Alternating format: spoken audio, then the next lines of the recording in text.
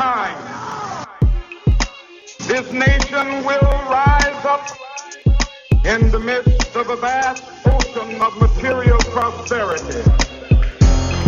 This will be the day when all the lost children be able to sing with new meaning.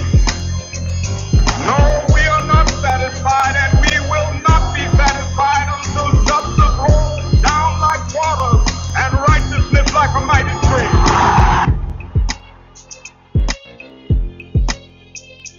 1 2 1 2.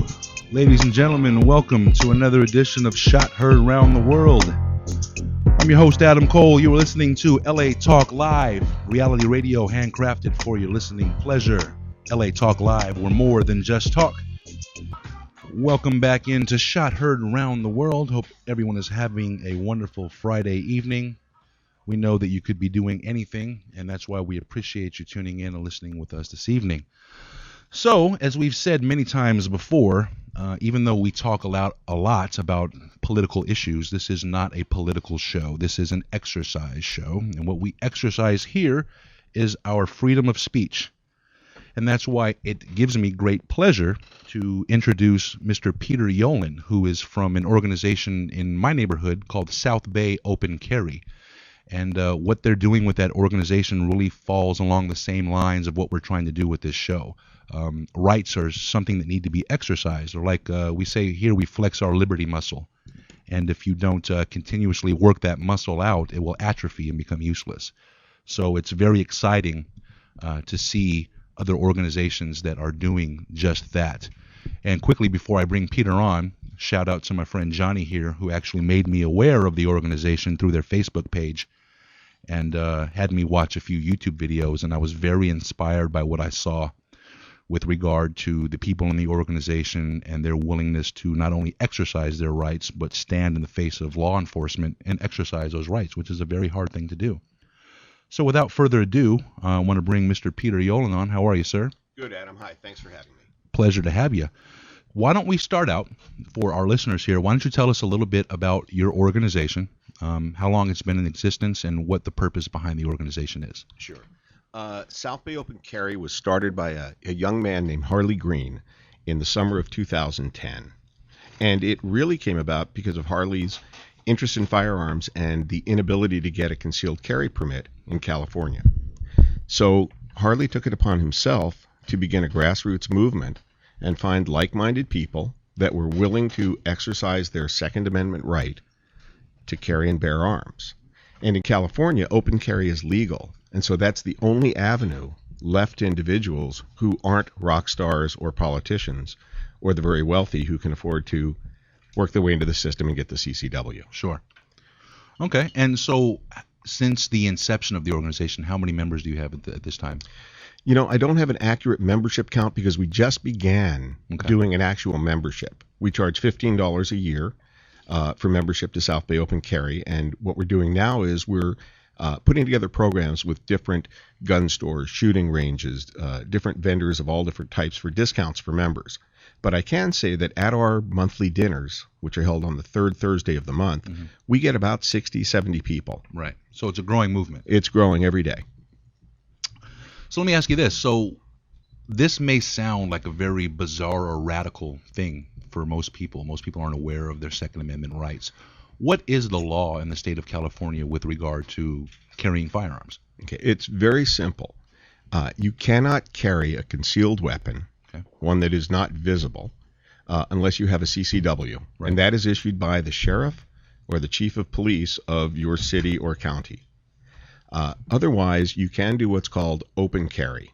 Now, in California, open carry is different throughout the country. Okay. In California, it is unloaded open carry, which means that you can wear a sidearm, a handgun, in a holster on your person. It has to be visible from three sides, but the gun has to be unloaded. You can have a magazine in the handgun, but no rounds, no bullets in the magazine. However, you can carry live ammunition on your belt, as I am tonight. Right. On my left side, I've got two magazines that are loaded with live 45 rounds. Absolutely. And the other restrictions are pretty simple. You've got to stay 1,000 feet from a K through 12 school. Okay. And you cannot go into a post office or other government building.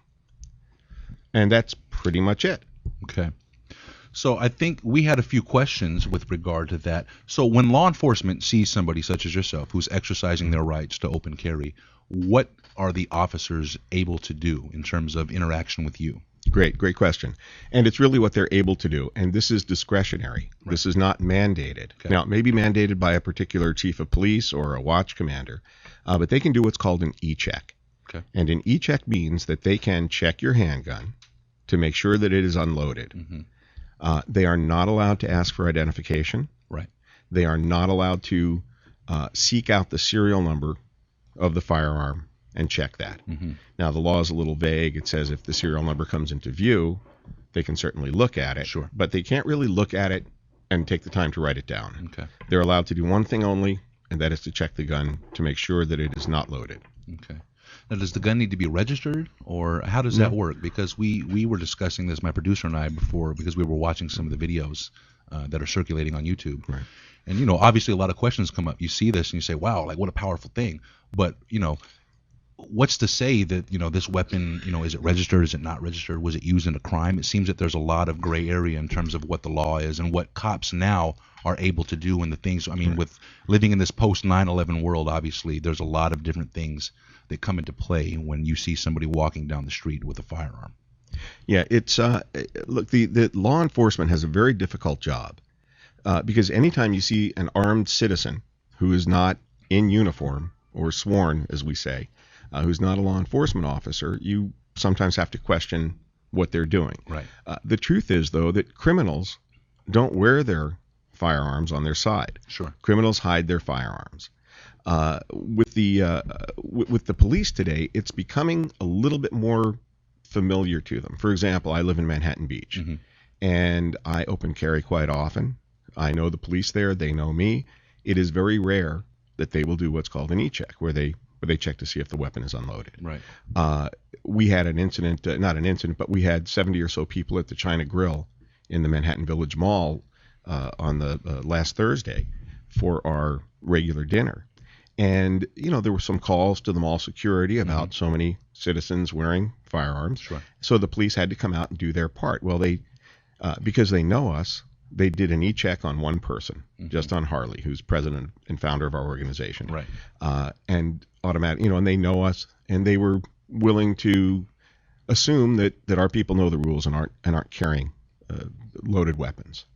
It's not us. We're the good guys, like the shirt says. Sure. No, I completely get it. And I think you touched upon something that's really important and is really lost in today's society. But the idea that police officers are civil servants, and at least in my mind, once upon a time in America, police officers were, held in high regard.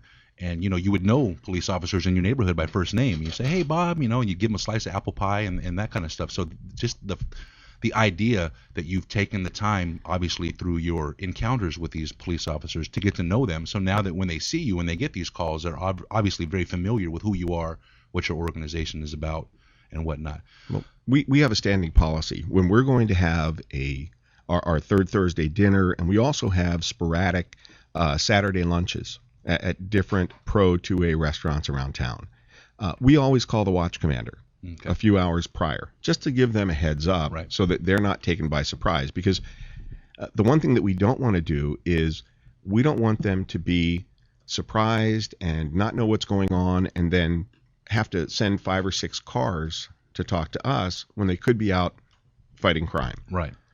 So we're really respectful of their time, and they have a tough job. And it sounds like you take a very responsible approach to what you do. Yeah. Well, we're on their side. Sure. Here's the problem. I open carry. Let me just go back. I have a concealed carry permit in Florida and Utah, which covers, I think, 37 states. Okay. So in 37 states, I don't have to open carry. Right. I can conceal carry. I cannot get a CCW in California. So I open carry for self-defense. Right. As good as the police are, 99.9% of the time, when you call 911, they arrive in time to take the victim report. Right. And it is tragic when you listen to these 911 recordings that they'll play on the news, and you can hear the person screaming. There was one very recently where the woman was screaming. He's at the front door, and the 911 operator said, go into the bathroom. And she did. And then you could hear the banging on the bathroom, on the door, and then the screaming, and then she's dead. Wow. Now, the police have a tough job. Sure. They're called in 20 different directions a day. If you ever listen to the police radio, you have to wonder, how they even get that job done.